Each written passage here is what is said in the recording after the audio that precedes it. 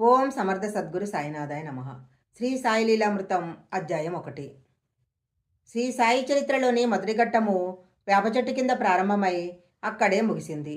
తరువాత ఆయన పర్యటనల గురించి నేపథ్యంగా మాత్రమే తెలిసింది.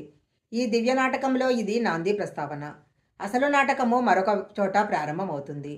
ఔరంగాబాద్ జిల్లాలోని పైఠాన్ ప్రాంతమంతా జ్ఞానేశ్వర్ మహారాజ్, జనార్దన స్వామి, ఏకనాథుడు, సమర్థ రామదాస స్వామి వంటి మహనీయుల సంచారం వలన ఎంతో పవిత్రమైంది. గోదావరి నది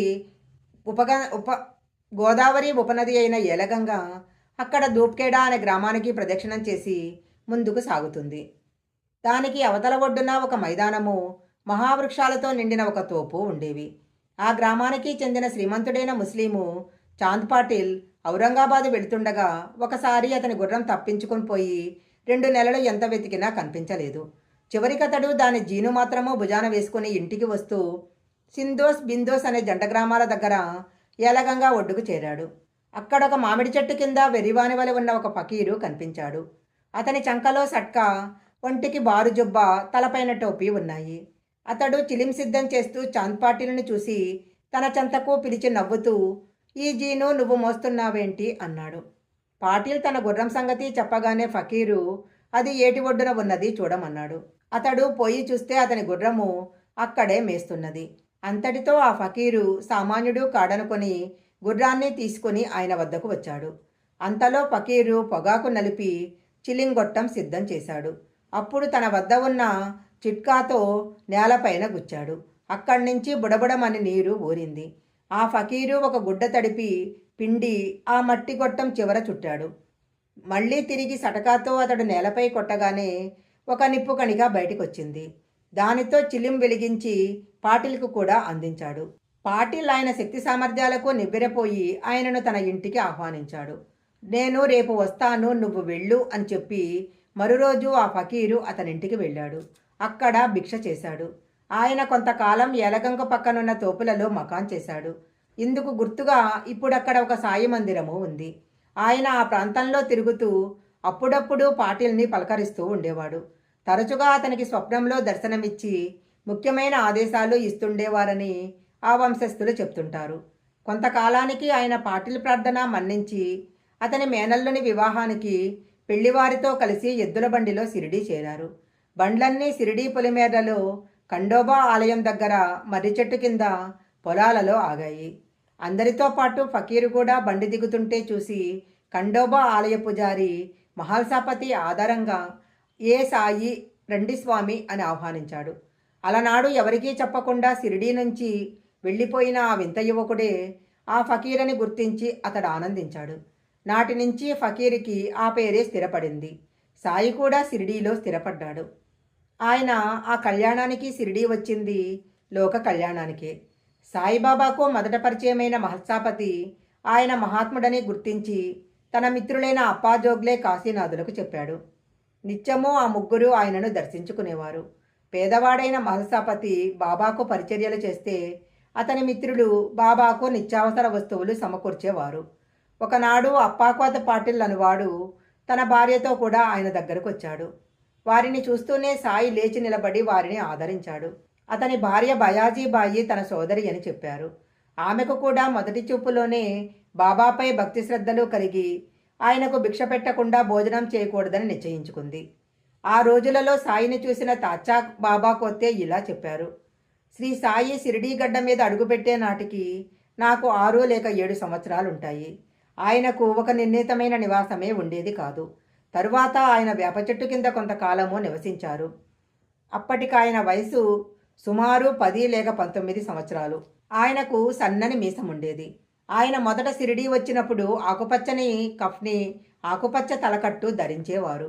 ఆ రోజుల్లోనే ఆయనను చూసిన రామగిరిబువ ఆయనను ఇలా వర్ణించారు: ఆయనకు జుట్టు నడుము వరకు పెరిగి ఉండేది. ఆయన చేతిలో సటక, చిలుంగొట్టము, అగ్గిపెట్టె ఉండేవి. నిత్యము గ్రామంలో భిక్ష చేసేవారు. ఆ రోజులలో ఆయనను రోగులు ఉచితంగా వైద్యము, అవసరమైతే స్వయంగా రోగికి పరిచర్యలు కూడా చేసేవారు. ఉదాహరణకు ఒక రోగికి సాయి మందిచ్చి అతని కణతల మీద, వీపు మీద సూదులతో కాల్చారు. అంతటితో అతనికి ఆ వ్యాధి తగ్గిపోయింది. అలాగే గణపతి హరికానాడికు కుష్టు, జ్వరము వచ్చాయి. అతడు చికిత్సకని బాబాను వారింటికి తీసుకొచ్చాడు. అమీన్ బాబా అతనిని పరిశీలించి అతనితో ఒక పామును పట్టుకొమ్మని, కుష్ఠురోగిని పాము కరవదని చెప్పి అతడు పట్టుకున్న పాము విషంతోనే మందు చేసి అతనికిచ్చారు. అతనికి దాంపత్యం నిషేధించారు. అతనికి వ్యాధి తగ్గనారంభించేసరికి అతడు ఆ నియమం ఉల్లంఘించటంతో రోగం తిరగబెట్టింది. బాబా అతనికి ఇక మందివ్వలేదు. కొద్ది రోజులలోనే అతడు మరణించాడు. అప్పటినుంచి ఆయన రోగులకు మందివ్వటం మానేసి ఊదీ మాత్రమే ఇవ్వసాగారు. సాయి చరిత్రలోని ఈ మొదటి దశ గురించి ఆయనతో ఎంతో సన్నిహితంగా ఉన్న తాచాకోతే పాటిల్ ఇంకా ఇలా చెప్పాడు. శ్రీ సాయి షిరిడీ గడ్డ మీద అడుగుపెట్టేటప్పటికీ ఆయనకు ఒక నిర్ణీతమైన నివాస స్థలం ఉండేది కాదు. కొద్ది నెలల తరువాత ఆయన మసీదులో సుమారు 10 మాసాలు ఉన్నారు. తరువాత వేప చెట్టు కింద, ఆ తరువాత మరలా మసీదుకు వచ్చి సమాధి చెందే వరకు అక్కడే ఉండిపోయారు. నేను మారుతి ఆలయంలోని స్కూలులో చదువుకుంటూ ఉండగా బాబా భిక్షకు మా ఇంటికి వచ్చేవారు. నేను మరికొంతమంది పిల్లలు మసీదు ముంగిట నిలిచి బాబాను వెక్కిరించి కవ్వించేవారము. ఆయనకు సన్నని మీసం ఉండేది. ఆయన ఎప్పుడూ మసీదులో ఒక స్తంభం పక్కనే మౌనంగా కూర్చొని ఉండేవారు. రఘుపాటిల్ రోజు మసీదు గేటు వద్ద నుంచి ఆయనపై రాళ్లు రువ్వేవాడు. ఒక్కొక్కప్పుడు బాబా మమ్మల్ని తిట్టేవారు. మేము పెద్దగా నవ్వి ఆయన సట్కా తీసుకోగానే పరిగెత్తేవాళ్లము. ఆయన లిండి మరియు ఉపనదుల మధ్యనున్న చెట్లతోపలో సుమారు 2 సంవత్సరాల 6 మాసాలు ఉన్నారు. అక్కడ భక్తులలో ఎవరో ఒకరు నిత్యము ఆయనకు భిక్ష ఇచ్చేవారు. రఘుపాటిల్ మరిద్దరు ముగ్గురితో కలిసి ఆయనను దర్శించేవాళ్లము. వామనరావు డింగలే కూడా వారి దర్శనానికి వస్తూ ఉండేవాడు. రెండవసారి సాయి షిరిడీ వచ్చే నాటికి ఒక వింత సాధువు కూడా అక్కడికి చేరాడు. శంకర్ నారాయణ్ వైద్య అనువాడు నానావల్లి అనే మహాత్ముని సమాధిని సేవిస్తూ ఉండేవాడు. ఒకరోజు ఆ మహానయుడు స్వప్నదర్శనమిచ్చి షిరిడీ వెళ్ళమని ఆదేశించగా అక్కడికి చేరాడు.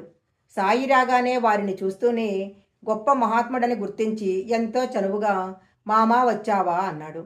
నోరెత్తవద్దు అని బాబా మందలించటం వలన అతడు ఆయనను గమనించి పెదవి విప్పి ఎవరితోనూ చెప్పలేదు.